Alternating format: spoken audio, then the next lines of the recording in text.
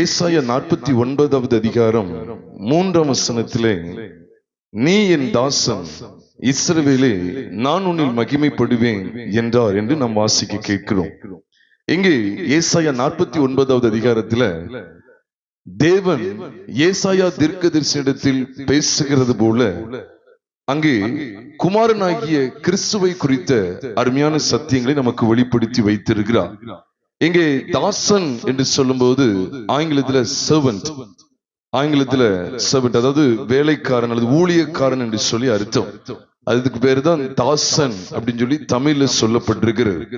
அப்ப கர்த்தராகிய இயேசு கிறிஸ்துவும் ஊழியம் கொள்ளும்படி வராமல் ஊழியம் செய்யவும் அநேகரை மீட்கும் பொருளாக தம்மை தாமே ஒப்பு கொடுக்கும் வந்தார் என்கிற சத்தியத்தை நீங்கள் நானும் மார்க் எழுதின சுவிசேஷம் 10வது அதிகாரம் 46வது வசனத்தின் அடிப்படையிலே, 45வது வசனத்தின் அடிப்படையிலே விளங்கிக் கொள்ள முடியும். மனுஷகுமாரனும் ஊழியம் கொள்ளும்படி வராமல் ஊழியம் செய்யவும் அநேகரை மீட்கும் பொருளாக தம்முடைய ஜீவனை கொடுக்கவும் வந்தார் என்று அங்கே எழுதப்பட்டிருக்கிறது. ஆக ஏசாயா 49வது அதிகாரத்துல தேவனாகிய கர்த்தர் ஏசாயா தீர்க்கதரிசியிடத்தில் பேசுகிறது போல அது காண்பிக்கப்பட்டிருந்தாலும், ஏசாயாவை பார்த்து நீ என் தாசன் இஸ்ரவேலே, நான் உன்னில் மகிமைப்படுவேன் என்று எழுத்தின்படி அது ஏசாயா தீர்க்கதரிசியை பார்த்து ஆண்டவர் சொல்லுகிறது போல காணப்பட்டிருந்தாலும், அது உண்மையாகவே ஏசாயா தீர்க்கதரிசியை குறித்து சொல்லப்பட்டது அல்ல. அதுல விசேஷம் என்னவென்றால் கர்த்தராகிய இயேசு கிறிஸ்துவை குறித்து சொல்லப்பட்டது. அப்படி சொல்ல போனால் அந்த தாசன் ஏசாயா அப்படின்னு சொன்னா 6வது வசனத்துல நாம் பார்க்கிறோமே, யாக்கோபின் கோத்திரங்களை எழுப்பவும் இஸ்ரவேலில் காக்கப்பட்டவர்களை திருப்பவும் நீர் எனக்கு பாத்தீங்களா, நீர் எனக்கு தாசனா இருப்பது அற்ப காரியமாய் இருக்கிறது.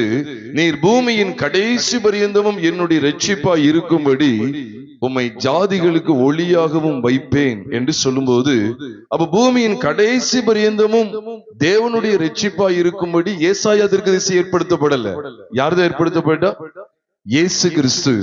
இந்த 100 வசனத்தை கூட நாம் வாசித்து இந்த சத்தியத்தினுடைய பொருளை நாம் விளங்கிக் கொள்வோம். அப்போஸ்தலர் 13வது அதிகாரம் 47வது வசனத்தை வாசித்து அதை தொடர்ந்து இந்த ஏசாயா 49வது அதிகாரத்துல 3 விசேஷித்த சத்தியங்களை நாம் படிக்க இருக்கிறோம். இப்போ அப்போஸ்தலர் 13:47 வசனத்தை ஒருத்தங்க வாசிக்க நாம் கேட்கலாம்.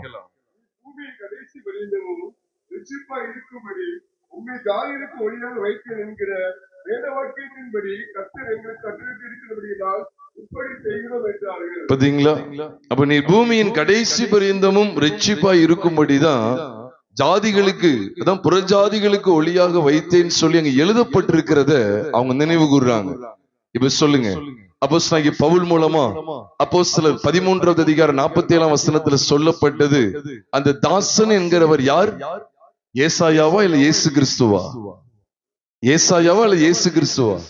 இயேசு கிறிஸ்து. அப்ப பூமியின் கடைசி பரியந்தமும் நீர் என்னுடைய இரட்சிப்பாய் இருக்கும்படி உம்மை ஜாதிகளுக்கு எப்படி வைத்தேன்? ஒளியாக வைத்தேன் என்று சொல்லுகிறார். இங்கே நாம் கவனிக்கக்கூடிய 3 விசேஷித்த பகுதிகளை உங்களோடு சுருக்கமாய் பகிர்ந்து கொள்கிறேன். ஏசாயா 49வது அதிகாரம் முதல் 7 வசனங்களை நாம் பார்க்கும்போது அவர் புறஜாதிகளை பிரகாசிக்க செய்கிற ஒளியாக வெளிப்படுத்தப்பட்டிருக்கிறார். நான் 3 காரியங்களை உங்களோடு பகிர்ந்து கொள்கிறேன். நல்ல ஞாபகம் வச்சுக்கோங்க, 3 காரியங்கள்.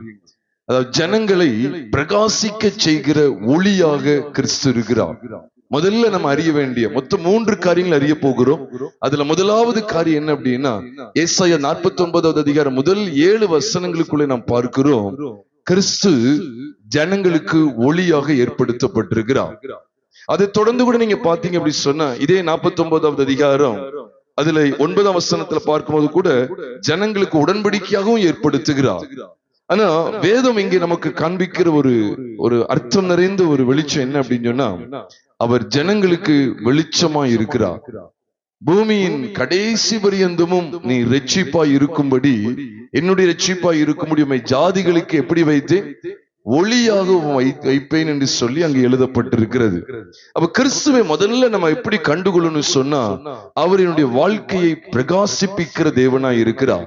வேதத்துல வாசிக்கும் போது யோவான் சுவிசேஷம் 1வது அதிகாரம் இரண்டாம் வசனத்திலிருந்து அல்லது மூன்றாம் வசனத்திலிருந்து தொடர்ந்து பார்ப்பீர்கள் என்றால், அந்த அவருக்குள் ஜீவன் இருந்தது, அந்த ஜீவன் மனுஷருக்கு ஒளியாய் இருந்தது, அந்த ஒளி இருளிலே பிரகாசிக்கிறது, இருளானது அதை பற்றி கொள்ளவில்லை.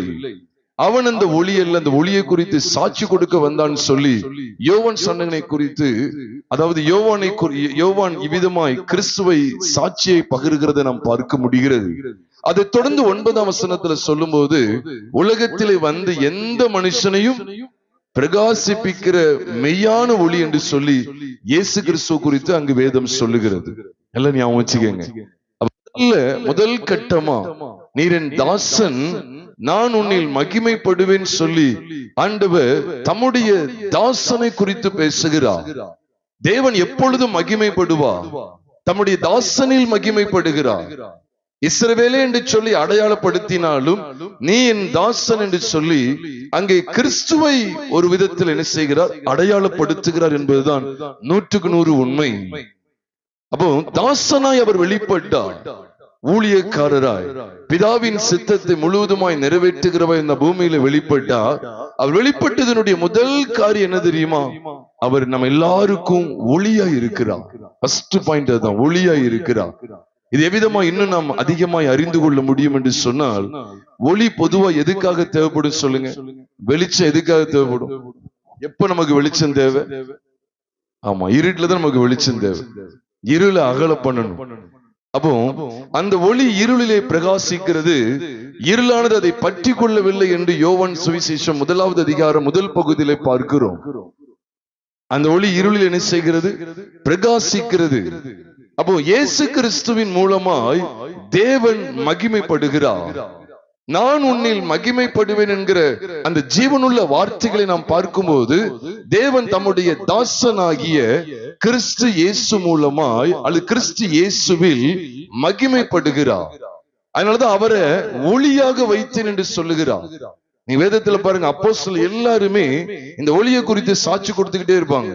இப்ப அப்போஸ்தலனாகிய பவுல் எடுத்துக்கொண்டால், அப்போஸ்தலனாகிய பவுல் 2 கொரிந்தியரின் புஸ்தகம் 4வது அதிகாரம் 6வது வசனத்துல சொல்லும் போது, ஏன் 4ஆம் வசனத்திலிருந்தே சொல்லும் போது, தேவனுடைய சாயலாய் இருக்கிற கிறிஸ்துவின் மகிமையான சுவிசேஷத்தின் ஒளி அவிசுவாசிகளாகிய அவர்களுக்கு பிரகாசமாய் இராதபடிக்கு இப்பிரபஞ்சத்தின் தேவனானவன் அவருடைய மனதை குருடாக்கினான் என்று எழுதப்பட்டிருக்கு. ஆனா கிறிஸ்துவின் சுவிசேஷம், கிறிஸ்துவின் மகிமையான சுவிசேஷத்தின் ஒளி, அப்போஸ்தலனாகிய பவுலுக்கும் கர்த்தருடைய தாசனாய் அங்கே வெளிப்பட்டவர், தேவனுடைய தாசனாய் வெளிப்பட்ட கிறிஸ்துவ குறித்த ஒரு அருமையான வெளிப்பாடு இருந்தது. அது என்ன? அவர் இந்த பூமிக்கு ஒளியாய் இருக்கிறார், அந்த உலகத்துக்கு ஒளியாய் இருக்கிறார்.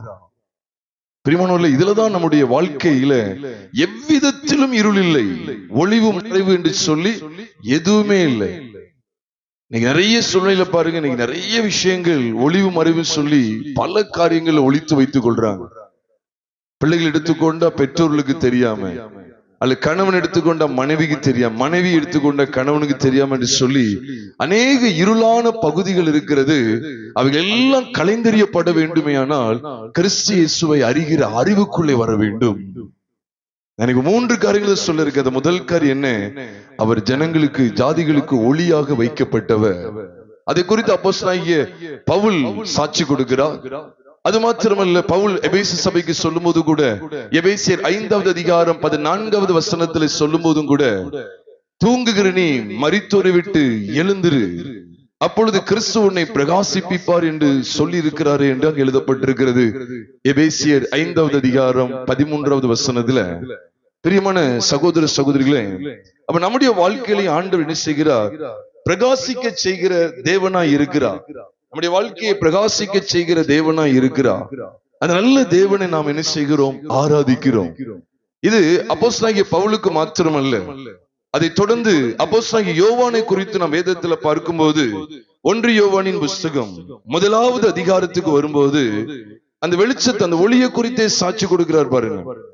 அந்த வெளிச்சத்தை குறித்து 1 யோவான் 1வது அதிகாரம் 5ஆம் வசனத்தை நாம் பார்க்கும்போது, தேவன் ஒளியாய் இருக்கிறார், அவரில் எவ்வளவேனும் இருள் இல்லை, இது நாங்கள் அவரிடத்தில் கேட்டு பாருங்க, உங்களுக்கு அறிவிக்கிற விசேஷமா இருக்கிறது. நம்மளால கூட சொல்லியிருந்தாலும் மீண்டும் சொல்லுகிறேன், இயேசு கிறிஸ்துவின் ரத்தம் சகல பாவங்களையும் நீக்கி நம்மை சுத்திகரிக்கும் சொல்லி 7ஆம் வசனத்துல சொல்லப்பட்டிருக்கு.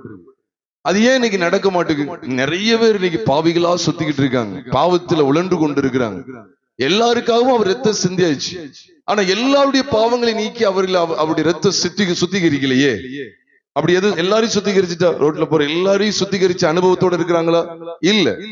அது யாருக்கு தான் பலிக்கும் அப்படின்னு சொன்னா 7ஆம் வசனத்துல பாக்குறோம் பாருங்க, அவர் ஒளியில் இருக்கிறது போல நாமும் ஒளியிலே நடந்தால் ஒருவரோடு ஒருவர் ஐக்கியப்பட்டு இருப்போம்.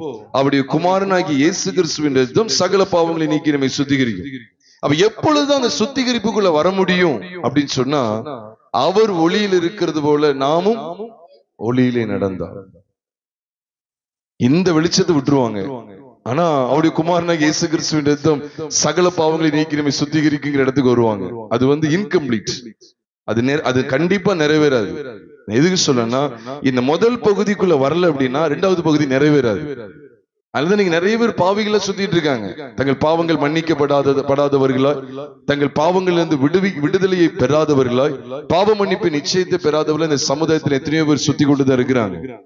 எப்போ இந்த அவருடைய ரத்தம் நம்முடைய சகல பாவங்களை நீக்கி நம்ம சுத்திகரிக்கும் அப்படின்னு சொன்னா, ஃபர்ஸ்ட் பாயிண்ட் என்ன அப்படின்னா, we must walk in the light as he is அப்படின்னு சொல்றது போல, அவர் ஒளியில் இருக்கிறது போல நாமும் ஒளியிலே நடந்தால் ஒருவரோடு ஒருவர் என்ன செய்யும்?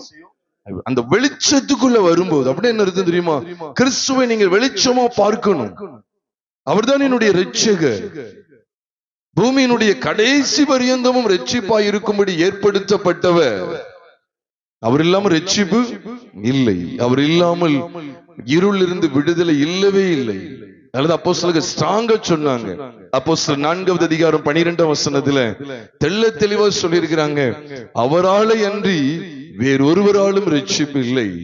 நாம் ரட்சிக்கப்படும்படிக்கு வானத்தின் கீழெங்கும் மனுஷர்களுக்குள்ளே அவருடைய நாமமே அல்லாமல் வேறொரு நாமம் கட்டளிடப்படவும் இல்லை என்று சொல்லி அங்கே அப்போஸ்தலர் 4வது அதிகாரம் 12வது வசனத்துல வாசிக்கிறோம் பிரியமானோர்ல. அப்ப கிறிஸ்து இல்லாமல் அங்க இருளை போக்கவே முடியாது. அதான் அவருக்குள் ஜீவன் இருந்தது, அந்த ஜீவன் மனுஷருக்கு எப்படி இருந்ததா? ஒளியா இருந்தது. அப்ப அந்த ஜீவன் வெளிப்பட்டதுன்னு சொல்லி 1 யோவான் புஸ்தகத்திலையும் யோவான் தன்னுடைய நிருபத்திலையும் துவக்கத்துல தான் சொல்றார், அந்த ஜீவன் வெளிப்பட்டது என்று 2ஆம் வசனத்துல சொல்றார். 1 யோவான் 1வது அதிகாரம் 2ஆம் வசனத்துல அந்த ஜீவனுக்குள்ள ஒளி இருந்ததுன்னு சொல்லி அதை தொடர்ந்து 5, 6, 7 ஆகிய வசனங்கள்ல சொல்லும் போது சொல்லுகிறார். ஆக 7ஆம் வசனத்தின் அடிப்படையில நம்ம வெளிச்சத்துல நடந்தா அவருடைய குமாரனாகிய இயேசு கிறிஸ்துவின் ரத்தம் சகல பாவங்களை நீக்கி நம்ம என்ன செய்யும்? அது என்ன வெளிச்சத்தில் நடந்தால்னா வேற ஒண்ணு இல்லை. அவருடைய அர்த்தம் என்ன அப்படின்னா, வேதமே வெளிச்சம் என்று வேதத்துல பார்க்கிறோம். நான் அப்படிதானே வேதத்துல சொல்லப்பட்டிருக்கு. நீதிமொழிகள் 6வது அதிகாரம் 23ஆம் வசனத்தை வாசிக்கும் போது, கட்டளையே விளக்கு, வேதமே வெளிச்சம், போதக சிச்சையே ஜீவ வழி என்று எழுதப்பட்டிருக்கிறது. ஆக வேதமே வெளிச்சம் என்று சொல்லும் போது, இந்த வேத வசனங்கள்ல நம்முடைய வாழ்க்கையை வைத்து ஆராயும் போது, இந்த வேத வசனங்களுக்கு நம்முடைய வாழ்க்கையை உட்படுத்தி பார்க்கும் போது, அப்ப நம்ம எப்படிப்பட்ட பாவிகளா இருக்கிறோம் அப்படிங்கிறது நமக்கு தெரிய வரும். அதான் பவுல் சொல்றார், விபச்சாரம் செய்யாதிருப்பாயாக என்று நியாயப்பிரமாணம் எனக்கு சொல்லாவிட்டால் விபச்சாரம் எனக்கு பாவம் சொல்லி எனக்கு தெரியாது, அது இச்சையாதிருப்பாயன்னு சொல்லுவார். அதுல ரோமர் 7ல இச்சையாதிருப்பாயாக என்பது எனக்கு நியாயப்பிரமாணம் பாவம் சொல்லணும், எனக்கு பாவம் தெரியாது அப்படின்னு சொல்லுவார். அப்ப நாமும் கூட இன்னைக்கு உலகத்தாரை போலதான் ஒரு காலகட்டத்துல வாழ்ந்து வந்தோம். மனம் போன போக்கிலே போய் நமக்கு மாம்சமும் மனசு விரும்பினவைகளையே செய்து வந்தோம். இது பாவம், இது தவறு, இது பாவத்தை விட்டு மனம் திரும்பணுங்கிற உணர்வே இல்லாமல் வாழ்ந்து வந்தோம். என்றைக்கு இந்த வேத வசன வெளிச்சத்திலே நம்முடைய வாழ்க்கையை அலசி ஆராய்ந்து பார்த்தோமோ, அப்பொழுது நம்மிடத்துல பாவங்கள் இருக்கிறது, நாம் மனம் திரும்ப வேண்டும் என்கிற உணர்வை பெறுகிறோம். அப்ப அந்த உணர்வுக்குள்ள வர்றவங்களை தான் அவருடைய இரத்தம் என்ன செய்கிறது? சகல பாவங்களை நீக்கி அவர்களை சுத்திகரிக்கிறது, மற்றபடி கிடையாது. ஒளி இல்லை அப்படின்னா சுத்திகரிப்பு கிடையாது. வெளிச்சத்துல வரல அப்படின்னா சுத்திகரிப்பு கிடையாது. அதுதான் நான் மீண்டும் சொல்றேன், இயேசு கிறிஸ்து உலகத்தில் எல்லாருடைய பாவங்களுக்கு ரத்தத்தை சிந்திட்டாரு. இதுக்கு மேல பிறந்தவங்க, பிறந்து இருக்கிறவங்க, பிறக்க போறவங்க எல்லாருடைய பாவங்களுக்காகவும் அவர் ஒரே பலியை செலுத்திட்டாரு. தம்மையே பலியிட ஒப்பு கொடுத்துட்டாரு. அவ ஏன் உங்க மனம் திரும்பல, இன்னும் ஏன் பாவத்திலிருந்து விடுதலை ஆடல அப்படின்னா, நாமும் அந்த இடத்துல இருந்துடக்கூடாது. எந்த இடம்? இன்னும் அந்த வெளிச்சத்துக்குள்ள வராம இருந்துடக்கூடாது. இந்த வேத வசனம்ங்கிற இந்த வேதங்கிற இந்த வெளிச்சத்துல தினந்தோறும் என்ன நான் பார்க்கதான், ஐயோ நான் இந்த இடத்துல தவறி இருக்கேனே, ஐயோ நான் இந்த மாதிரி பேசிட்டேனே, ஐயோ நான் இந்த மாதிரி நான் பார்த்துட்டேனே, ஐயோ நான் இந்த காரியத்தை நான் சிந்திச்சுட்டேனே, ஐயோ இந்த மாதிரி இடத்துக்கு நான் போயிருக்க கூட நான் போயிட்டேனே. ஆண்டவர் தம்முடைய வசனம், வேதம் வெளிச்சம் என்கிற இந்த வசனத்துல, வசனம் என்கிற இந்த வெளிச்சத்துல நம்முடைய வாழ்க்கையை காண்பிக்க காண்பிக்க காண்பிக்க நம்மளை ஆண்டு சுத்திகரிக்க ஆரம்பிப்பா. அதனாலதான் இருட்டுல இருக்கிறவங்களுக்கு சுத்திகரிப்பு கிடையாது. அவர் ஒளியில் இருக்கிறது போல நாமும் ஒளியிலே நடந்தால் கண்டிஷன் இருக்கு.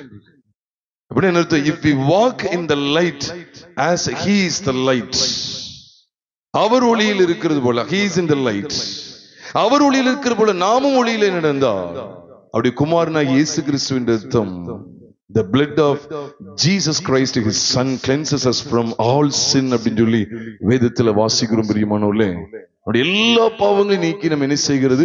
சுத்திகரிக்கிறது. அப்ப இவ்வளவு பெரிய மகத்துவத்தை அவர் அந்த வெளிச்சத்தை அறியும் போது எனக்கு கிடைக்கி. கிறிஸ்துவனுடைய வாழ்க்கையில வெளிச்சமா இருக்கிறார், இந்த வேதம் என்னுடைய வாழ்க்கையில வெளிச்சமா இருக்கிறது. இந்த வெளிச்சத்தை அறியாதனாலதான் பாவம் பாவமாவே தெரியல. அல்லது ஒளியிலே நடந்தால் இப்படிப்பட்ட சுத்திகரிப்பை நீங்கள் நானும் பெற்றுக்கொள்ளலாம். இப்ப நான் வெளிச்சத்துல பார்க்கும் போதுதான் தெரியுது, ஒரு சின்ன இடத்துல ஒரு லேசா தூசு இருந்தா கூட தெரியுது. மற்றபடி தெரியுமா? வெளிச்சம் இல்லாம தெரியுமா? வெளிச்சத்தின் உதவி இல்லாம எது எங்க இருக்குன்னு தெரியுமா? இந்த இடத்த ஃபுல்லா லைட்லாம் அணைச்சாச்சு, இருட்டா இருக்கு. ஒரு பேன் அங்க கிடக்குது தெரியுமா? எனக்கு கீழே கொண்டு கிடக்கு தெரியாது. அதே போலதான் நீங்க இந்த வெளிச்சத்தை விரும்புகிறது இல்லை, ஒளியை விரும்புகிறது இல்லை. இந்த ஒளியை விரும்புங்க, இந்த வசனத்தை விரும்புங்க. இந்த வார்த்தைகளை நான் வாசிக்க வாசிக்க, ஐயோ தேவன் இவ்வளவு பெரிய வாழ்க்கையை எதிர்பார்க்கிறார், நான் எவ்வளவு பெரிய பாவியா இருக்கிறேன். இந்த வெளிச்சம் என் வாழ்க்கையில பட பட, வேதம் என்கிற இந்த வெளிச்சம், தேவனுடைய வார்த்தைகள் என்கிற இந்த ஒளி வெளிச்சம் என் வாழ்க்கையில பட பட பட, அப்பதான் எனக்கு தெரியுது, ஐயோ நான் எவ்வளவு துணிகரமா நடந்திருக்கிறேன், எவ்வளவு பாவங்களை செய்திருக்கிறேன்னு சொல்லி இந்த பாவத்தை குறித்த உணர்வு எனக்குள்ள ஏற்பட அதை தொடர்ந்து ஆண்டவர் மிகப்பெரிய சுத்திகரிப்பு வைத்திருக்கிறார். அதனாலதான் தம்முடைய தாசனாகிய கிறிஸ்துவை தேவன் முதற்கண் ஒளியாக ஏற்படுத்தினார், ஒளியாக ஏற்படுத்தினார். சங்கீதக்காரன் தாவீது சொல்லும் போது கூட, சங்கீதம் 18வது சங்கீதம் 28ஆம் வசனத்துல வாசிக்கும் போதும் கூட, என் தேவனாகிய கர்த்தர் என் இருளை வெளிச்சமாக்குவார் என்று அருமையான சத்தியத்தை சொல்லுகிறார். தேவரீர் என் விளக்கை ஏற்றுவி, என் தேவனாகிய கர்த்தர் என் இருளை என்ன செய்வாரா? வெளிச்சமாக்குவார் என்று வேதத்துல சொல்லப்பட்டிருக்கு. இரண்டாவது காரியம் என்ன? இங்க ஏசாயா 49வது அதிகாரத்துல 8ஆம் வசனத்திலிருந்து நாம் தொடர்ந்து பார்க்கும்போது, 8ஆம் வசனத்திலிருந்து ஏறக்குறைய 13ஆம் வசனம் வரைக்கும் நீங்கள் பார்ப்பீர்கள் என்றால், அங்கே ஆண்டவர் கட்டுண்டவர்களை விடுதலையாக்குகிறவராய் இருக்கிறார். முதல்ல ஒளியை வெளிப்படுத்துகிறவராய், ஒளியாய் வெளிப்படுகிறார். இரண்டாவது விடுவிக்கிறவராய் தம்மை வெளிப்படுத்துகிறார். முதல்ல வெளிச்சம், இரண்டாவது விடுதலை அங்கு கவனிக்கிறோம். முதல்ல ஆண்டு என்ன செய்றாருன்னா, நம்முடைய காரியங்களை வெளிப்படுத்துகிறார். நம்ம யாரா இருக்கிறோம், எப்படிப்பட்டவர்கள் சொல்லி கர்த்தர் வெளிப்படுத்துகிறார். அதை தொடர்ந்து அவர் விடுவிக்கிறவராய் இருக்கிறார். 8ஆம் வசனத்திலிருந்து பாத்தீங்கன்னா, 8ஆம் வசனம் ஆரம்பிக்கும் போதே பாருங்க, பெண்ணும் கர்த்தர் அனுக்கிரக காலத்திலே நான் உமக்கு செவி கொடுத்து இரட்சணை நாளிலே உமக்கு உதவி செய்தேன், நீ பூமியை சீர்படுத்தி பாழாய் கிடக்கிற இடங்களை சுதந்திரிக்க பண்ணும் என்று கட்டுண்டவர்களை நோக்கி புறப்பட்டு போங்கள். அப்ப இதை தொடர்ந்து நீங்க பாத்தீங்கன்னா, அப்ப கட்டுண்ட ஜனங்களை விடுவிப்பதற்கு, கட்டுண்ட ஜனங்களை விடுவிப்பதற்காக அவர் தம்மை விடுவிக்கிறவராய் தம்மை வெளிப்படுத்துகிறார். முதல்ல இருளில் இருக்கிற ஜனங்களை வெளிச்சத்துக்கு கொண்டு வரணும். மத்தேயு 4:15 சொல்லப்பட்டபடி இருளில் இருக்கிற ஜனங்கள் பெரிய வெளிச்சத்தை கண்டார்கள், மரண இருளின் திசையில் இருக்கிறவர்களுக்கு வெளிச்சம் உதித்தது என்று நாம் வாசிக்கிறோமே. அப்போ தம்முடைய தாசனாகிய கிறிஸ்துவை தேவன் இந்த உலகத்திற்கு ஒளியை ஏற்படுத்தினார். மீண்டும் ஞாபகப்படுத்துகிறேன், யோவான் 8:12 சொல்லுகிறது, நான் உலகத்திற்கு ஒளியாய் இருக்கிறேன், என்னை பின்பற்றுகிறவன் இருளிலே நடவாமல் ஜீவ ஒளியை அடைந்திருப்பான் என்று வேதத்தில் எழுதப்பட்டிருக்கிறது. ஆக இருளில் இருக்கிற ஜனங்களை வெளிச்சத்துக்கு கொண்டு வருவதற்காக பிதாவாகிய தேவன் தம்முடைய தாசனாகிய தம்முடைய குமாரனாகிய கிறிஸ்துவை ஒளியாக ஏற்படுத்தி இருக்கிறார் என்கிற வெளிச்சத்தை நாம் முதற்கண் சிந்தித்தோம்.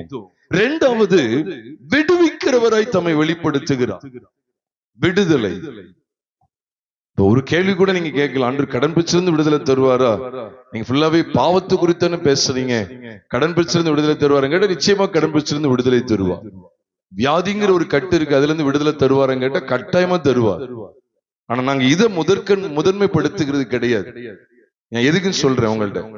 இப்ப இன்னைக்கு நிறைய இடங்கள்ல வியாதிங்கிற கட்டுல இருந்து விடுதலை தர்றார், கடன் பிரச்சனைங்கிற கட்டுல இருந்து விடுதலை தர்றார், பொருளாதாரத்துல தோல்விங்கிற இந்த கட்டுல இருந்து விடுதலை தர்றார், எக்ஸாம்ல தோத்து போயிட்டுங்கிற அந்த கட்டுல இருந்து விடுதலை தருகிறார், வேலையில்லாத தன்மை தொடர்ந்து நீடிக்கிறது அந்த கட்டுகள் இருந்து விடுதலை தருகிறார், வீடு கட்ட முடியாத கட்டுகள் இருந்து விடுதலை தர சொல்லி பல இடங்கள்ல செய்திகள் அறிவிக்கப்படுது. நான் எதுக்கு இதை முதன்மைப்படுத்துறது இல்லை அப்படின்னு சொன்னா, கட்டாயமா நான் சொல்றது எல்லாத்திலுமே ஆண்டு விடுதலை தருவார். எல்லாத்திலும் விடுதலை தந்து நம்மை ஆசீர்வதிக்க ஒரு போதுமானவர். வேலை இல்லாதவங்க வேலை இல்லாம இருக்குன்னு நினைப்பாரு இல்ல, அவங்களுக்கு ஒரு ஏற்ற வேலைகளை கொடுத்து அவளை ஆசீர்வதிக்க தான் அவர் விரும்புகிறார். வியாதிப்பட்டவங்க வியாதிப்பட்டே இருக்குன்னு நினைக்கிறாரா? இல்ல, எனக்கு சித்தம் உண்டு நீ சுத்தமாக சொல்லி வியாதியில் இருந்து விடுதலை கொடுக்கவும் அவர் ஆயத்தமா இருக்கிறார். கடன் பிரச்சனை இருக்கிறவங்களுக்கு அப்படியே கடன்லயே மூழ்கி சாகட்டுன்னு சொல்லி அவர் நினைப்பாரா? இல்ல, கடன் பிரச்சனை உள்ளவங்களுக்கு கடன்ல இருந்து விடுதலை தர அவர் வாஞ்சிக்கிறார். இப்படி பல சூழ்நிலையில அதுக்காக திருமணத்துக்கு காத்திருக்கிற பிள்ளைகளுக்கும் திருமண வாழ்க்கையை நேர்த்தி அமைத்து கொடுக்க அவர் போதுமானவராய் இருக்கிறார். நான் இல்லைன்னு சொல்லல. ஆனா உங்ககிட்ட ஒரு கேள்வி கேட்கிறேன். இப்போ ஆண்டவர் என்ன வைத்து, செல்வகுமாராகி என்ன வைத்து சொல்றேனே, இப்ப செல்வகுமாரோட எல்லா கடன்களையும், பண கஷ்டம் கடன்கள் இருக்கு, அது எல்லாத்தையும் அடைக்கிறதுனால நான் நித்திய ஜீவனை சுதந்திரிக்க முடியுங்கிற ஊர்ஜிதம் உண்டா? நிச்சயம் உண்டா? நான் நித்திய ஜீவனை பெற்றுக்கிடலாம் அப்படிங்கிற நிச்சயம் கண்டிப்பா கிடையாது. ஒரு உலகத்திலையும் கடன் பிரச்சனை அடைக்கப்பட்ட ஜனங்கள் இருக்காங்க. சரி, நான் வியாதியில இருந்து விடுதலை அடைஞ்சிட்டேன், இயேசு விடுதலை தருகிறார். சில சூழ்நிலையில ஆண்டவர் மனுஷரை வச்சிருக்கிறார். இப்ப வந்து டாக்டர்ஸ் பாத்தீங்கன்னா, நர்சஸ் டாக்டர்ஸ் எல்லாம் இருக்காங்க. அவங்கள பாத்தீங்கன்னா அவங்க இன்ஜெக்ஷன் போட்டு ஒரு டேப்லெட் கொடுக்காங்க, சாப்பிட்டோன்னு காய்ச்சல் சரியாகுதா இல்லையா? அப்படியும் ஆகுது. சிலருக்கு ஜெபத்திலையும் சரியாகுது. சரி, நான் ஒண்ணு கேட்கிறேன், என்னுடைய வியாதி எல்லாவற்றையும் இயேசு விசுவாசத்தினால சுகமாக்கிட்டார், இதனால நான் நித்திய ஜீவன் பரலோக ராஜ்யத்துக்கு பங்குள்ள நான் இருப்பேங்கிற நிச்சயம் உண்டா? இதனால அப்படி இல்லை. இது அவரிடத்திலிருந்து நான் பெற்றுக்கொள்ற ஒரு நன்மை, உலக பிரகாரமான ஒரு நன்மை. நான் வேலை இல்லாம ரொம்ப வருஷமா இருந்துட்டேன், கத்துட்டு ஜோம் பண்ணிட்டே இருக்கேன், பார்த்தா லேட்டா கிடைச்சாலும் லேட்டஸ்டா கிடைக்கிறது போல அருமையான வேலை, மாசத்துக்கு 5 லட்சம் ரூபாய் சம்பளம் கிடைக்கிற அளவுக்கு ஒரு அருமையான வேலையை தந்துட்டாருன்னு சொல்லும் போது, அப்ப இந்த வேலை எனக்கு நான் கிடைக்க பெற்றதுனால நான் இதனால நான் நித்திய ஜீவனை பெற்றுக்கொள்வேங்கிற நிச்சயம் உண்டா? இல்ல. இது ஒரு உலக பிரகாரமா ஆண்டு நமக்கு தேவையை சந்தித்து கொடுக்கிற ஒரு விதம். நான் கத்ததான் செய்தாருன்னு சொல்றேன், சாத்தான் செஞ்சான்னு சொல்லல, கத்ததான். அப்படித்துல நான் ஜெபம் பண்ணும்போது ஆண்டவர் எனக்கு இரக்கம் பாராட்டி இருக்கிறார். நல்லது. இதே போலதான் நான் வீடு கட்ட முடியாம இருந்தேன், ஆண்டு ஜெபம் பண்ணேன், ஆண்டு கிருபையா வீடு கட்டுவதற்கு உதவி செய்தார். இதை வைத்து கொண்டு இப்படிப்பட்ட கட்டுகள் இருந்து எனக்கு விடுதலை தந்தார் சொல்லி இதை வைத்து கொண்டு நான் நித்திய ஜீவனை பெற்றுக்கொள்வேன் அப்படிங்கிற நிச்சயத்துக்குள்ள என்னால வர முடியுமா? கண்டிப்பா முடியாது. இது நமக்கு மட்டும் இல்ல, உலகத்தாருக்கும் சம்பூர்ணமா பழித்து கொண்டுதான் இருக்கிறது. அவர்கள் எந்தெந்த நம்பிக்கை வச்சிருக்கிறாங்களோ அதுக்காக இதை தரமாட்டாருங்கிறது கிடையவே கிடையாது. ஏன்னா எண்ணத்தை புசிப்போம், எண்ணத்தை குடிப்போம், எண்ணத்தை உடுப்போம் சொல்லி நீங்க நாளைக்காக கவலைப்படாதிருங்கள். முதலாவது தேவனுடைய ராஜ்யத்தை நீதியை தேடுங்கள், அப்பொழுது இவைகள் எல்லாம் உங்களுக்கு கூட கொடுக்கப்படும் சொல்லிட்டார். யாருக்கு? விசுவாச மார்க்கத்தாருக்கு. விசுவாசத்தினாலே தேவனை பற்றி கொண்டிருக்கிற கூட்டத்தாருக்கு இவைகள் எல்லாம் உங்களுக்கு கூட கொடுக்கப்படும் என்று சொல்லும் போது, உலக காரியங்களை ஆண்டவர் அள்ளி கொடுப்பதற்கு அவர் போதுமானவர் தான். நான் இல்ல சொல்லவே மாட்டேன், அவர் தர்றவர் தான். ஆனா இதை வைத்து கொண்டு நான் நித்திய ஜீவனை பெற்று அடைந்திருவேங்கிறத நம்மளால ஊர்ஜிதமா நிச்சய முடியாது, சொல்லவே முடியாது. அப்ப எது பிரதானம் அப்படின்னா, பாவங்களை களைந்து பாவத்திலிருந்து, இச்சைகளிலிருந்து, உலகத்தின் ஆசாபாசங்களிலிருந்து, மாம்சத்தின் இச்சைகளிலிருந்து கர்த்தர் விடுதலை தந்து நம்மை அனுதினமும் பரிசுத்தமாய் நடத்துகிறார் பாத்தீங்களா? பரிசுத்தமாய் நடத்துகிறார் பாத்தீங்களா? அதை வைத்துக் கொண்டு நாம் நித்திய ஜீவனை பெற்றுக்கொள்வோங்கிற நிச்சயம் நமக்கு வருமா வராதா? கட்டாயமா உண்டு. அதுல எந்த மாற்று கருத்தும் கிடையாது.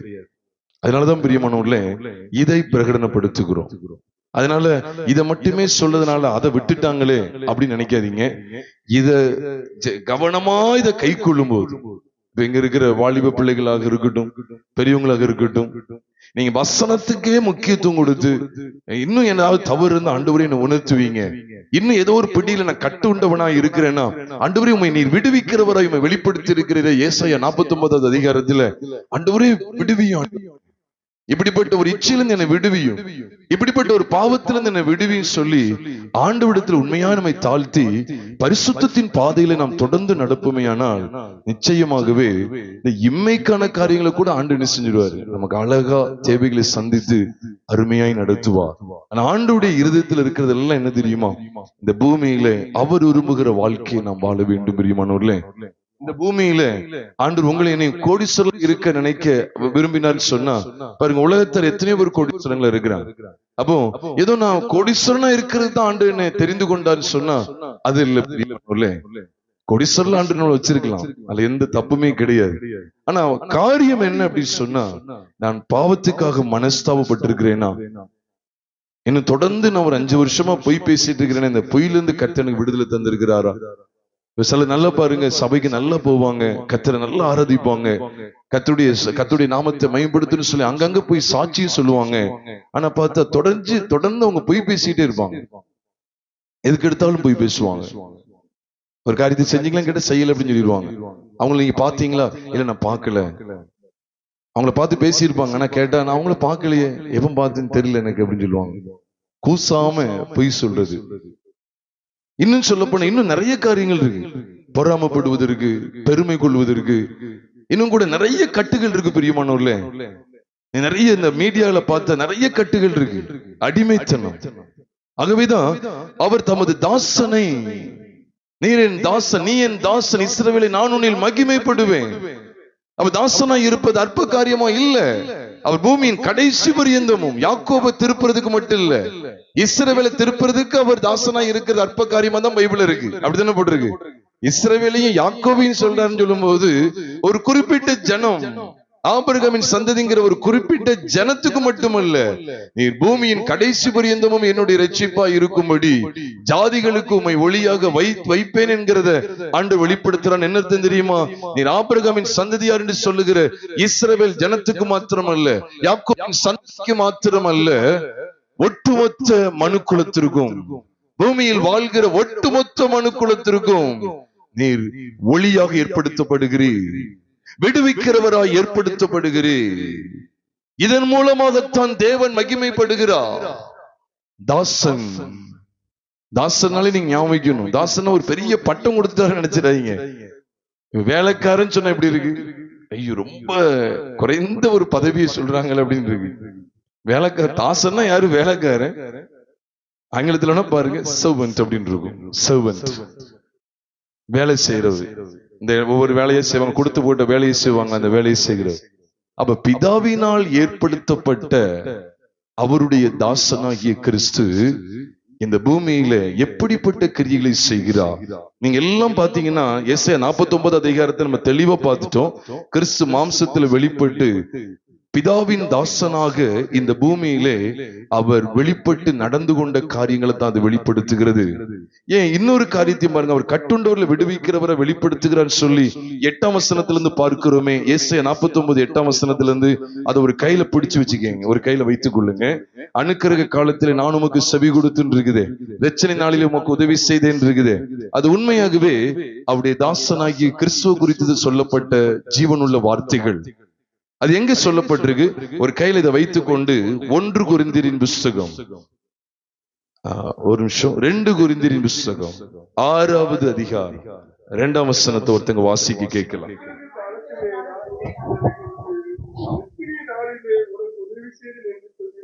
பாத்தீங்களா?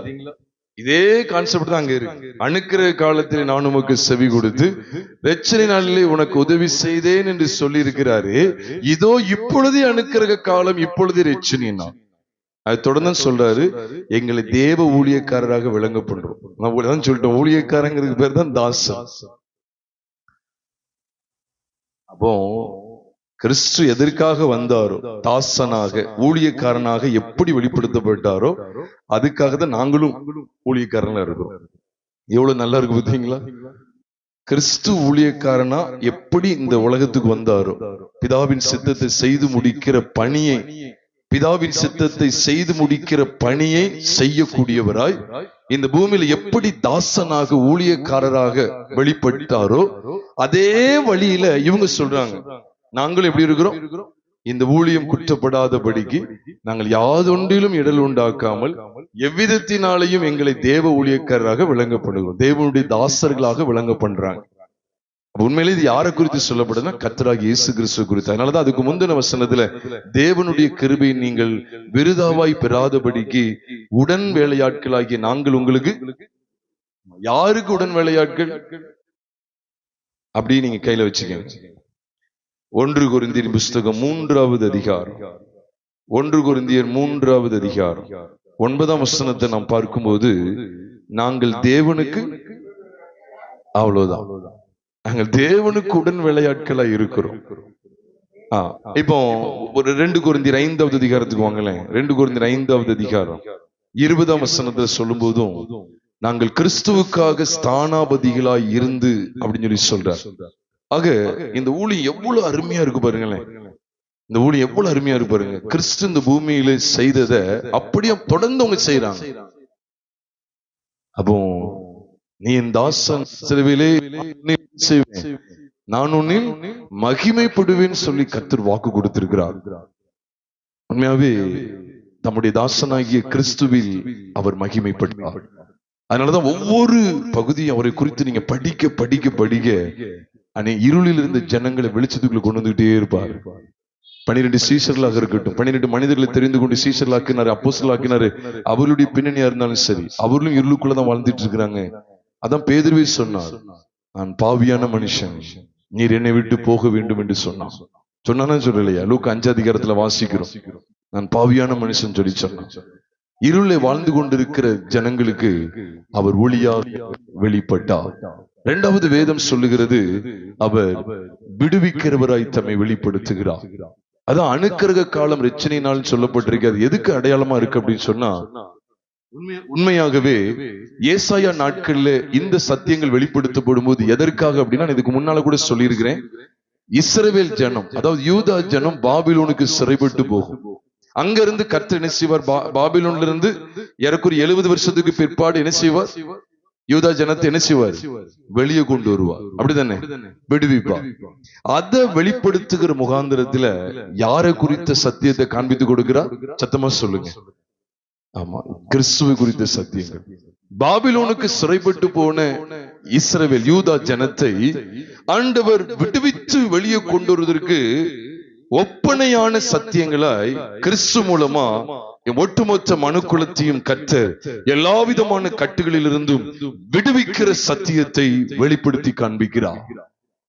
இதை நம்ம படிக்கணும். ஏன்னா ஞான அர்த்தமா வெளிப்படுத்தப்பட்டிருக்கு. நான் முன்னாலே சொல்லி இருக்கிறேன், எழுத்தின்படி பார்த்தா இது எல்லாமே நடந்து முடிஞ்சது மாதிரி இருக்கும். நீங்க எழுத்தின்படி பாத்தீங்கன்னா, விசேஷமா இந்த ஏசாயா அதெல்லாம் பாத்தீங்கன்னா நடந்து முடிஞ்சது. நம்ம பாபிலோன் சிறைப்பிடிப்பு நடந்து முடிஞ்சது. கட்டுகள் இருந்து விடுதலை ஆக்கி கொண்டு வந்துட்டாரு. ஆலயத்தை கட்ட வைத்தார், பலிபீடத்தை கட்ட வைத்தார், ஆலயத்தை கட்ட வைத்தார், பண்டிகைகளை அனுசரிக்க வைத்தார், சந்தோஷப்பட்டு கலிகூற வைத்தார், அவர்கள் தொடர்ந்து கர்த்தருடைய வழியில். இதெல்லாம் நிறைய சொல்லிக்கிட்டே போகலாம். எழுத்தின்படி பார்த்து அதெல்லாம் நடந்து முடிந்தவைகள். ஆனா இதுல சொல்லப்பட்டிருக்கிற மறைபொருளான வெளிச்சத்துல நாம் அறியும் போது, ஆவிக்குரிய வெளிச்சத்துல நாம் அறியும் போது, இன்றைக்கும் அது நடந்து கொண்டிருக்கிறது. கிறிஸ்துவின் ஊழியம் இன்னைக்கு இருக்குதா இல்லையா? இன்றைக்கு நடந்து கொண்டே இருக்கு. அதுதான் 2 கொரிந்தியர் 6 அதிகாரத்துல தெளிவா படிச்சிட்டோம். நாங்கள் உடன் வேலையாட்களா இருந்துன்னு சொல்ற. அதுக்கப்புறம் 3ஆம் வசனத்துல நாங்கள் தேவ ஊழியக்காரராக அப்படின்னு சொல்றார். அப்ப இந்த காரியத்தை நீங்க விளங்கி கொள்ளணும். உடன் வேலையாட்கள் ஏன் சொல்ற? எதை வச்சு உடன் வேலையாட்கள் சொல்றாருன்னு சொன்னா, அதுக்கு முந்தின வசனத்துக்குள்ள நீங்க போனீங்கன்னா அது அடுத்த அதுக்கு முந்தின அதிகாரத்துக்கு கொண்டு போகுது. எந்த அதிகாரம்? 2 கொரிந்தியர் 5வது அதிகாரம் 21ஆம் வசனத்துல, நான் அவருக்குள் தேவனுடைய நீதியாகும்படிக்கு பாவம் அறியாத அவரை நமக்காக பாவமாக்கினான். இந்த வெளிச்சத்துல தான் அவங்க சொல்ல முடிந்தது, நாங்கள் கிறிஸ்துவ உடன் வேலையாட்களா இருக்கிறோம். எந்த வெளிச்சத்துலதான் சொல்ல முடிந்தது, அனுக்கிரக காலத்திலே நான் உனக்கு செவி கொடுத்து இரட்சணை நாளிலே உனக்கு உதவி செய்தேன் என்று சொல்லி இருக்கிறாரு. இதோ இப்பொழுது அனுக்கிரக காலம், இப்பொழுது இரட்சணை நாள். Now is the day of salvation. Now is the accepted time and now is the day of salvation என்று எழுதப்பட்டிருக்கிறது. இப்பொழுதே ஆண்டவர் இந்த விடுதலையை எப்பொழுது காமிக்கிறாருன்னா இப்பொழுதே. அதை நீங்க அங்க பார்க்க முடியாது. எங்க ஏசியா 49 இப்பொழுதே அப்படின்னு பார்க்க முடியாது. ஆனா புதிய ஏற்பாடு சத்தியத்துல பார்க்கும் போதுதான் அனுக்கிரக காலம் இரட்சணை நாள்னு சொன்னாரு. அனுக்கிரக காலம் என்ன தெரியுமா? நமக்கு பதில் கிடைக்கிற ஒரு நாள், நம்முடைய ஏக்கத்தை நிறைவேற்றுகிற ஒரு நாள். அதான் அனுக்கிரக காலம். நமக்கு தேவனுடைய சமூகத்துல ஒரே இந்த காரியத்துல ஒரு விடுதலை வேணும்னு நினைச்சேனே, அதுல ஒரு ஜெயம் கொடுக்கிறார் பாருங்க. ஐயோ, இந்த பாவ பழக்கத்துல இருந்து விடுதலை பெறணும்னு எவ்வளவு வாஞ்சித்தேனே, முடியாம நான் தவிச்சு கொண்டிருந்தேனே, அதுல இருந்து எனக்கு விடுதலை கிடைக்கும். பாத்தீங்களா, அந்த சமயம் தான் அனுக்கிரக சமயம். அதான் பைபிள் சொல்லுது, இப்பொழுதே அனுக்கிரக காலம், இப்பொழுதே இரட்சணை நாள் என்று எழுதப்பட்டிருக்கு. இரட்சணிய நாள்ல என்ன அர்த்தம்? இரட்சணியம், the day of salvation சொல்லப்பட்டிருக்கு. இரட்சணியம் நாளே ரட்சிப்புன்னு அர்த்தம். சால்வேஷன், விடுதலை, மீட்புன்னு அர்த்தம். அப்போ இஸ்ரவேலை மீட்கிறவர், புறஜாதிகளை மீட்கிறவர். அது என்ன இப்பொழுதேன்னு போட்டிருக்குன்னு சொன்னா, நம்ம என்னைக்கு எப்பொழுது கர்த்தராகிய இயேசு கிறிஸ்துவை விடுவிக்கிறவரா நம்ம அறிகிறோமோ, சத்தியத்தின் அடிப்படையில் அறிகிறோமோ, அப்பொழுதே நமக்கு என்னதுதான்? விடுதலை தான். எப்பேற்பட்ட சூழ்நிலையிலும் தேவன் நம்ம விடுவிக்க போதுமானவர். இன்னைக்கு எனக்கு தெரியாது, நான் யாரோ ஒருத்தட்ட பேசிட்டு இருக்கிறார். ஏதோ ஒரு பகுதியில் உங்களுக்கு விடுதலை அவசியமா இருக்கு. ஏதோ ஒரு இடத்துல ஒரு விதமான கட்டுகள் நீங்க வாழ்ந்துட்டு இருக்கலாம். பெரியமானவர்களை கலங்கி தவிக்காதீங்க. நீங்க இயேசு கிறிஸ்து தேவனுடைய தாசனாய், கிறிஸ்துவின் அதாவது தேவனுடைய ஊழியக்காரராய், அவருடைய தாசனாய் இந்த பூமியில வெளிப்படுத்தப்பட்டார். அந்த ஊழியம் அதோடு முடியல, முதல் நூற்றாண்டோடு முடியல, இயேசு சிலுவைக்கு போனதோடு முடிந்து போகல, அது இன்னைக்கும் தொடர்கிறது. அதைத்தான் நம்ம 2 கொரிந்தியர் 6வது அதிகாரம் 1 வசனத்திலிருந்து தொடர்ந்து படிக்கிறோம். நம் உடன் வேலையாட்களா இருக்கிறோம். கிறிஸ்து விட்டு சென்ற அந்த ஊழியத்தை தொடர்ந்து செய்வதற்கு அப்போஸ்தலர் ஏற்படுத்தப்பட்டாங்க. இன்றைக்கும் அந்த ஊழியம் தொடர்ந்து வந்து கொண்டிருக்கிறது. எல்லா சோ கால்டு பிரீச்சர்ஸ் மூலம் இல்ல, எல்லா ஊழியக்காரங்க மூலம் கிடையாது. யாரெல்லாம் உண்மை உத்தமமாய் கர்த்தருடைய ஊழியத்தில் இருக்கிறார்களோ, யாரெல்லாம் உண்மை உத்தமமாய் பரிசுத்தத்தின் வழியிலே கர்த்தருடைய ஊழியத்தை உலகத்தின் இழிவான ஆதாயத்துக்காக செய்யாமல் கர்த்தருடைய நாம மகிமை கண்டு செய்கிறார்களோ, அப்படிப்பட்ட தாசர்களின் மூலமாய் கிறிஸ்துவின் ஊழியம் தொடர்ந்து நடைபெற்று கொண்டே இருக்கிறது. என்னைக்கும் பிரியமான விடுதலை இருக்கிறது. அதனாலதான் அதை நாங்கள் உங்களுக்கு காண்பிக்கிறோம், அதைத்தான் உங்களுக்கு வெளிப்படுத்துகிறோம். கிறிஸ்து ஒளியாக தம்மை வெளிப்படுத்துகிறார், என்னுடைய எல்லா இருளான வாழ்க்கையும் அகற்றி போடுவதற்காக. இரண்டாவது, அவர் விடுவிக்கிறவராய் தம்மை வெளிப்படுத்துகிறார். மூன்றாவது என்ன தெரியுமா? நான் கடைசியா சொல்லி முடிக்கிற காரியம் இதுதான். ஏசாயாவின் புத்தகம் 49வது அதிகாரம், அதுல ஏறக்குறைய 14ஆம் வசனத்திலிருந்து நாம் பார்க்கும்போது, 14ஆம் வசனத்திலிருந்து தொடர்ந்து படிச்சுக்கிட்டே வரும்போது கிட்டத்தட்ட அந்த அதிகாரம் முடிகிற வரைக்கும் கூட நீங்க பார்க்கலாம், 26ஆம் வசனம் வரைக்கும். நான் முதல்ல உங்களோட சொன்னேன், ஏசாயா 49வது அதிகாரம் முதல் 7 வசனங்களுக்குள்ளே அவர் ஒளியாக தம்மை வெளிப்படுத்துகிறார். 8ஆம் வசனத்திலிருந்து 13ஆம் வசனம் வரைக்கும் விடுவிக்கிறவராக தம்மை வெளிப்படுத்துகிறார். 14ஆம் வசனத்திலிருந்து அதிகாரத்தின் கடைசி வசனமாக 26ஆம் வசனம் வரைக்கும் நாம் பார்க்கும்போது அவர் தம்மை எவ்விதமாய் வெளிப்படுத்துகிறார் என்றால், தேற்றுகிறவராக, சபையை தேற்றுகிறவராக, சபையிலே அன்பு கூறுகிறவராக, சபையை போஷிக்கிறவராக, சபையை நடத்துகிறவராக. இது விசேஷமா சொன்னா அவர் தம்முடைய அக்கறையை காட்டுகிறவராக வெளிப்படுத்துகிறார். அதுதான் ஸ்திரீயான பாருங்க 14 சொல்ல, சீயோனோ கர்த்தனை கைவிட்டான்னு சொல்லுது, ஆண்டவர் என்னை மறந்தார் என்று சொல்லுகிறார். ஸ்திரீயானவள் தன் கற்பத்தின் பிள்ளைக்கு இறங்காமல் தன் பாலகனை மறப்பாளோ? அவர்கள் மறந்தாலும் நான் உன்னை மறப்பதில்லை. இதோ என் உள்ளங்கைகளில் உன்னை வரைந்திருக்கிற மதில்கள் எப்போது எனக்கு முன்பாக இருக்கிறேன்னு சொல்லி கர்த்தர் தமது சபையை தேற்றுகிறார். அதுக்கப்புறம் உள்ள காட்சி எல்லாம் நீங்க படிச்சு பாருங்க. ஆண்டவர் தமது சபையை என்ன செய்கிறார்? தேற்றுகிறார். உன் பிள்ளைகள் எல்லாம் என்ன செய்வாங்க? குமாரத்திகளை தோல்ல சுமந்துட்டு வருவாங்க. உன் பிள்ளைகள் எல்லாம் என்ன செய்வேன்? நான் ரட்சித்துக் கொள்வேன், நான் உங்களை சுமப்பேன், உங்களை என்ன செய்வேன்? உங்களை கொண்டு வருவேன் சொல்லி அழகா அவங்க மேல கரிசனை உள்ளவராய் தேவன் தம்மை வெளிப்படுத்துகிறார். ஒளியாய் தம்மை வெளிப்படுத்தினவர். இரண்டாவது விடுவிக்கிறவராய் தம்மை வெளிப்படுத்தினவர். மூன்றாவது அவர்கள் மேல் கரிசனை உள்ளவராய் வெளிப்படுத்துகிறார். அன்புள்ளவராய், கரிசனை உள்ளவராய், எவ்வளவு ஒத்தாசை வெளிப்படுத்துகிறவராய், அவர்களை போஷித்து நடத்துகிறவராய் தம்மை வெளிப்படுத்துகிறார். அதனாலதான் சொன்னார், ஸ்திரீயானல் மறந்தா கூட கர்ப்பத்தின் பாலகனுக்கு பிள்ளைக்கு இறங்காமல் தன் பாலகனை மறப்பாளோ, அவர்கள் மறந்தாலும் நான் உன்னை மறப்பதில்லை சொல்லி அவர் நம்ம மேல உள்ள அக்கறையை வெளிப்படுத்துகிறார். பிரியமானவர்களே, இந்த மூன்றும் எதற்காக வெளிப்படுத்தப்பட்டிருக்கு அப்படி சொன்னா, பிரியமானவர்களே, முதல்ல நம்ம அறிய வேண்டிய சத்தியம் என்ன தெரியுமா? நம்முடைய இருளான வாழ்க்கையில அவர் ஒளியாய் வெளிப்படுத்தப்படுகிறார். அதுதான் உண்மை. மாம்சத்திலே கிறிஸ்து வெளிப்பட்டு நம்முடைய ஒட்டுமொத்த அக்கிரமங்களையும் நிவர்த்தி செய்கிற கிருபாதார பலியாய் அவர் வெளிப்பட்டார். நம்முடைய ஒட்டுமொத்த இருளான வாழ்க்கையையும் மாற்றி போடக்கூடிய ஒளியாய் கிறிஸ்து தம்மை வெளிப்படுத்தினார். தேவனுடைய தாசனாய் கிறிஸ்து வெளிப்பட்டார். இரண்டாவது பார்க்கிறோம், கட்டுண்டவர்களை விடுவிக்கிறவராய் தம்மை வெளிப்படுத்தினார். மூன்றாவது பார்க்கிறோம், விடுவிக்கப்பட்டவர்கள் யார் தெரியுமா? சபை. சபை. அந்த சபையை அவர் எவ்வளவு தூரம் தாளாற்றன்னு சொல்றதை விட எந்த அளவுக்கு பராமரிக்கிறார், எவ்வளவு தூரம் கரிசனை உள்ளவராய் இருக்கிறார், எவ்வளவு அன்பு செலுத்துகிறார் பாருங்க. தாய் பிள்ளைய நேசிக்க விடுவாங்களா? சொல்லுங்க. கர்ப்பத்தின் பிள்ளைக்கு இறங்காம இருப்பாங்களா? என்னானாலும் உயிரே போனாலும் அவங்க நினைச்சுவாங்க, நேசிப்பாங்க, அந்த பிள்ளையை விடவே மாட்டாங்க. ஆனா அவர்கள் கூட மறந்தாலும் நான் ஒண்ணு நினைச்சது இல்லை. பாத்தீங்களா? இதான் தம்முடைய நேசத்தை வெளிப்படுத்துகிறார். ஒளியை காண்பிக்கிறார், விடுதலையை காண்பிக்கிறார். இப்ப மூணாவது ரத்ன சுருக்கமா சொல்லணும்னா நேசத்தை காண்பிக்கிறார். ஒளி மறக்கக்கூடாது, ஒளி, விடுதலை, நேசம், மூன்றையும் வெளிப்படுத்துகிறது. இன்னைக்கும் பிரியமானவர்களே, நம்ம மேல எவ்வளவு அன்பு கூறுறாரு தெரியுமா? ஆனா நம்ம தான் சியோனை போல சொல்லிட்டு இருக்கோம், கர்த்தர் என்னை கைவிட்டார், ஆண்டவர் என்னை மறந்து விட்டார் அப்படின்னு சொல்லி. அவன் சொல்லட்டுமா, யாருக்கு இப்படிப்பட்ட சூழல் வரும் தெரியுமா? இந்த ஒளியை அனுபவிக்காதவர்கள், விடுதலை அனுபவிக்காதவர்கள். அதனால வேதம் நமக்கு காண்பிக்கிற ஒழுங்குக்குள்ள வந்துடணும். எப்போ நம்ம தேவனால் மறக்க மாட்டோம். எல்லா வீட்லயும் பாத்தீங்கன்னா, இதோ நான் உள்ளங்கைகளிலே உன்னை வரைந்திருக்கிறேன், உன் மதில்கள் எப்போதும் எனக்கு முன்பாக இருக்கிறது. இதெல்லாம் நம்ம நினைச்சு வீடுகள்ல எழுதி போட்டிருப்பாங்கன்னா, வீடுகள்ல வசன போட்டுலாம் வச்சிருப்பாங்க, உள்ளங்கையில வரைந்து வைத்திருக்கிறேன், அவர்கள் மறந்தாலும் நான் உன்னை மறப்பதில், இப்படி எல்லாம் எழுதி போட்டிருப்பாங்க. நான் என்ன கேட்கிறேன்னா, இந்த சத்தியங்கள்லாம் எப்ப வெளிப்படுத்தப்படும் தெரியுமா? ஒளியாய் அவரை நீங்க அனுபவிக்கணும் ஃபர்ஸ்ட். ரெண்டாவது, விடுவிக்கிறவரை அனுபவிச்சிருக்கீங்களா? ஒளியா அனுபவிக்கணும்னு சொன்னா, என்னுடைய எல்லா அனைத்து இருளையும் வெளிச்சமாக்குகிறவராய் அவர் தம்மை வெளிப்படுத்தி இருக்கிறார். அப்படிப்பட்ட தேவனை நான் அனுபவிச்சிருக்கிறேனா அப்படி சொன்னா, எனக்குள்ள எந்த ஒரு ஒளிமறைவும் இல்லை, எந்த ஒரு அசிங்கங்களும் கிடையாது, எந்த ஒரு அருவருப்பு எனக்குள்ளே கிடையாது, எந்த ஒரு மாய்மாலமும் இல்லை, எந்த ஒரு மறைவான பாவங்களும் இல்லை, அந்தரங்க பாவங்கள் சொல்லி ஒன்றுமே இல்லை.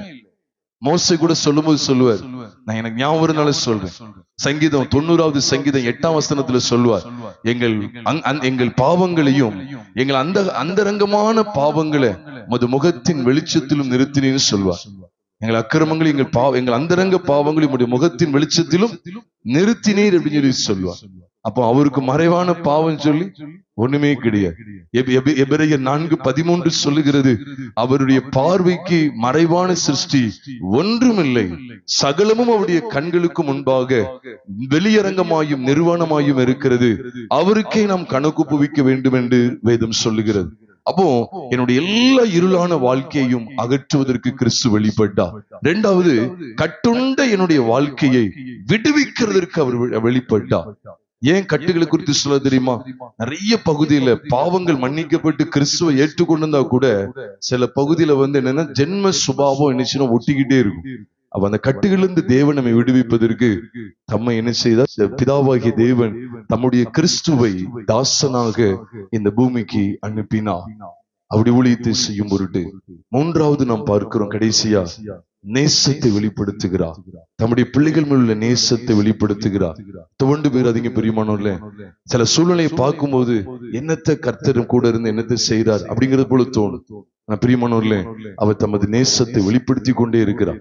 சத்தியத்தை பற்றுகிற விசுவாசங்கள் வந்து பாருங்க, அவருடைய வாழ்க்கையை வெளிச்சமாக்குறது மட்டுமல்ல, என் வாழ்க்கையை விடுவித்தது மட்டுமல்ல, என் வாழ்க்கையின் மேல் அவர் அக்கறை உள்ளவராய், நேசம் கொண்டவராய், எனக்கு ஒத்தாசையா, என்னை மறக்காத தேவனா, என்னை எப்பொழுதும் நினைவு கூறுகிற என் நேச கர்த்தராய் அவர் வெளிப்பட்டிருக்கிறாரே.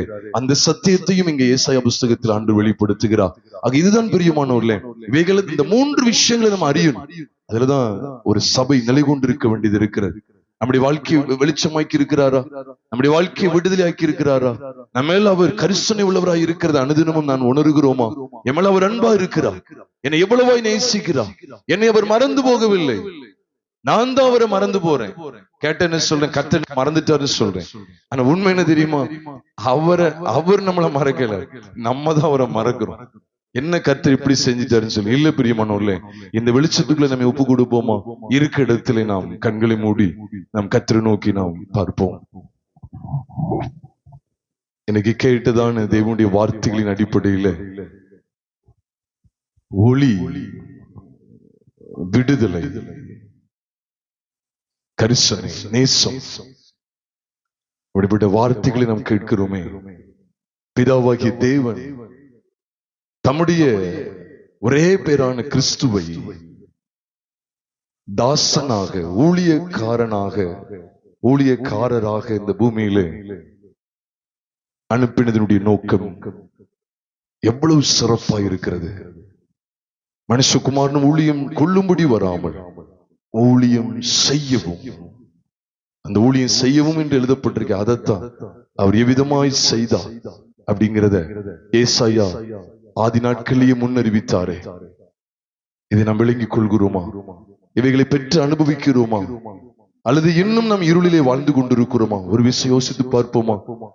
இன்னும் விடுதலை இல்லாமல் வாழ்ந்து கொண்டிருக்கிறோமா? இன்னும் கர்த்தர் என்னை நேசிக்கிறாருங்கிற அந்த உணர்வு இல்லாமல் அவனை மறந்து விட்டாருங்கிற ஒரு அவிசுவாசமான நிலைமையில இருக்கிறோமோ? உணர்ந்து சீர்பட ஒப்பு கொடுப்போம்.